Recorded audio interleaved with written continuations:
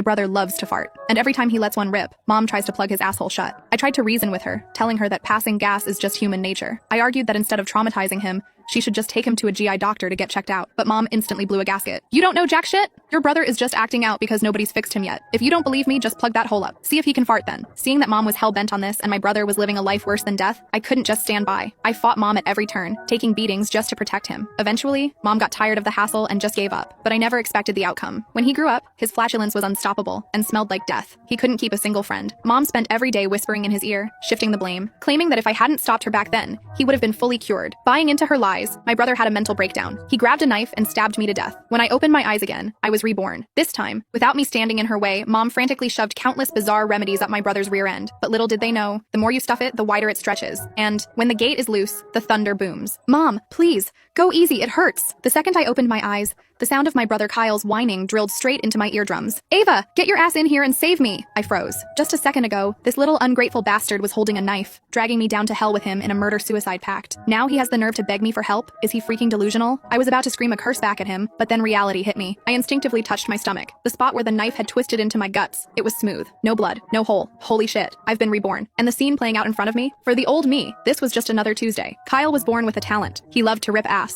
Constant, thunderous farts. My mom, Karen, didn't think it was gross. No, she was proud of it. She was practically a psycho about it. She'd tell anyone with ears that Kyle's gas was holy milk air, claiming one sniff would clear your skin and make you live forever. She got so delusional she started collecting his farts in mason jars and hauling them down to the farmer's market to sell. Knowing the town was full of superstitious folks desperate for male heirs, Mom puffed out her chest and guaranteed, I'm telling you, one whiff of this jar and you're popping out a baby boy guaranteed. She even swore on her life. If it's not a boy, I'll give you a full refund. That got their attention. Everyone knew Karen struggled for years to get pregnant before finally popping out Kyle, the golden child, after eating every weird backwoods remedy she could find. Seeing her so confident, the desperate housewives bought it. Babies smell like milk anyway, right? Plus, with a money-back guarantee, nobody thought they'd lose anything. Soon enough, Kyle's magic gas sold out. My parents made a killing, strutting around like the new rich folks of the trailer park. But the karma train hit them hard. The scam unraveled fast, because every single pregnant woman who huffed those jars, they all gave birth to girls. The money hadn't even warmed up in their pockets before they had to pay it all back in refunds. My mom is a piece of work. When she wanted a son, she'd eat dirt if a witch doctor told her to. But when it came to other people, suddenly she was defenseless against biology. It was just bad luck. That year, the town's water must have been different because not a single boy was born. The whole town was laughing their asses off. Oh Lord, look at her.